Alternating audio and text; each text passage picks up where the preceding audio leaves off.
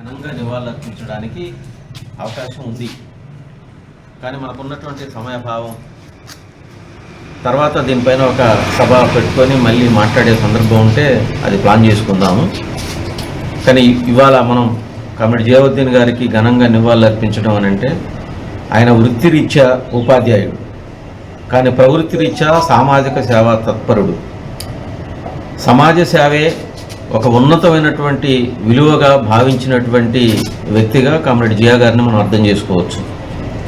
ఎందుకంటే ఆయన ఉపాధ్యాయుడిగా జీవితం ప్రారంభించినప్పటికీ ముఖ్యంగా తన జీవితం అంతా కూడా ఎక్కువ అవార్డులు తీసుకున్నటువంటి సందర్భం ఏజెన్సీ ప్రాంతంలో ఉపాధ్యాయ వృత్తిని ప్రారంభించి అక్కడ ప్రభుత్వాలు ఇచ్చేటటువంటి మెనూ ఛార్జీలని అక్కడ ఉన్నటువంటి విద్యార్థులకి ఏ రూపంలో మనం దీంట్లోనే సర్ది పెట్టి బలవర్ధకమైనటువంటి పోషకాహారాలు అందించవచ్చు అని ఆచరణలో నిరూపించినటువంటి గొప్ప సామాజిక సేవకుడు. దీన్ని గుర్తించినటువంటి ఐడిటిఏ అధికారులు, ఏజెన్సీ డిఈఓ అధికారులు వీళ్ళందరూ కూడా ఆయన్ని సన్మానం చేసి ఇటువంటి ఉపాధ్యాయ వృత్తి అంకితభావం చేస్తున్నటువంటి వ్యక్తి యొక్క ఆదర్శాలను మొత్తం టీచర్స్ వ్యవస్థ ఉపాధ్యాయ వృత్తి చేసే వాళ్ళందరూ కూడా దీన్ని గుణపాఠంగా తీసుకోవాలి అని కొనియాడినటువంటి సందర్భం ఉంది. అంటే ఉపాధ్యాయ వృత్తికి మాత్రమే కాదు, అక్కడ ఉన్నటువంటి పిల్లలకి పోషక విలువలు ఇవ్వటం కానీ, నైతిక ప్రమాణాలు నేర్పడం కానీ, విద్య మీద అవగాహన నేర్పడం కానీ, తాను తక్కువ ఉపాధ్యాయం అంటే ఏదో టైం టు టైం చేసి వెళ్ళిపోవటం కాకుండా తాను ఒక జీవితాన్నే వృత్తిగా మలిచి ఆ రకంగా విద్యార్థుల యొక్క అభ్యున్నతి కోసం కృషి చేశాడు. ముఖ్యంగా ఏజెన్సీ ప్రాంతంలో ఆదివాసీ బిడ్డలను వాళ్ళ ఒక నైతిక ప్రమాణాలతో పెంచేటటువంటి విద్యను అందించే దానికోసం కూడా చాలా ప్రయత్నాలు చేశాడు.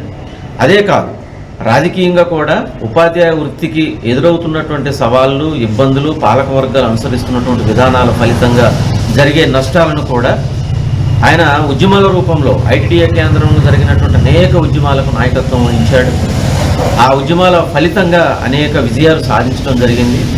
జియావుద్దీన్ గారు యూటీఎఫ్ టీచర్గా అధికారులు చూసేవాళ్ళు కాదు. అదే సందర్భంలో యూటీఎఫ్ నాయకుడిగా తాను ప్రతి విషయాన్ని ఒక సామాజిక సేవా దృక్పథంతో అటు అధికారులకు కానీ, ఇటు టీచర్స్ కానీ, అట్లాగనే సమాజంలో ఆయన ఎవరైనా ప్రశ్నించడానికి వీలైనటువంటి పద్ధతిలో ఆయన జీవితాన్ని అమలు జరిపాడు. పెద్ద పెద్ద ఐటీడీఏ పాలక మండలి మీటింగుల్లో కూడా ఆయన మాట్లాడుతున్నాడంటే పిన్ డ్రాప్ సైలెంట్గా ఉండేది, అథెంటిక్గా మాట్లాడేవాడు.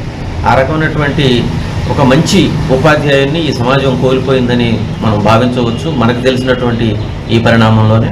ఆ తర్వాత ఆయన రిటైర్డ్ అయిన తర్వాత పార్టీ బాధ్యతల్లోకి వచ్చారు. పార్టీ మండల కార్యదర్శిగా, జిల్లా కమిటీ మెంబర్గా, మొత్తం అక్కడ కేఎల్ గారు మన విఎల్ గారు ఆయన కూడా ఉపాధ్యాయుడిగా అట్లాగే పార్టీ జిల్లా కమిటీ మెంబర్గా పనిచేశాడు. ఆ తర్వాత ఈయన ఆ రకంగా ఒక మంచి జిల్లా వ్యాప్తంగా ఒక క్రమశిక్షణ ఎలా ఉండాలి, కమ్యూనిస్ట్ అంటే ఎలా ఉండాలి అని ఆచరణలో నిరూపించినటువంటి వ్యక్తిగా కామ్రేడ్ జియావుద్దీన్ గారు ఉన్నారు.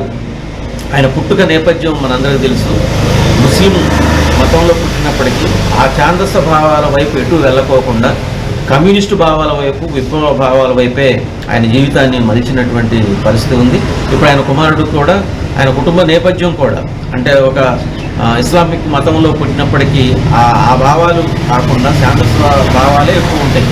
అయినా సరే వాటి నుండి విడవడి కుటుంబాన్ని కానీ, ఆయన వ్యక్తిగతంగా కానీ, ఆయన కుమారుడిని కూడా ఇప్పుడు ఉద్యమాల్లో ఆయన విద్యార్థి ఉద్యమం నుండి ఆ కామ్రేడ్ జావేద్ కూడా ఆ రకంగా పనిచేసినటువంటి పరిస్థితి ఉంది. ఇప్పుడు నవ తెలంగాణ మేనేజర్గా పనిచేస్తున్నాడు.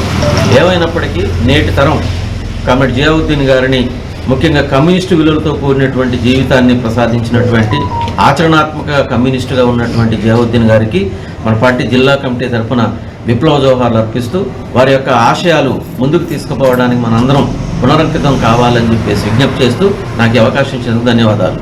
కామ్రేడ్ మత్స గారికి ధన్యవాదాలు తెలియజేస్తూ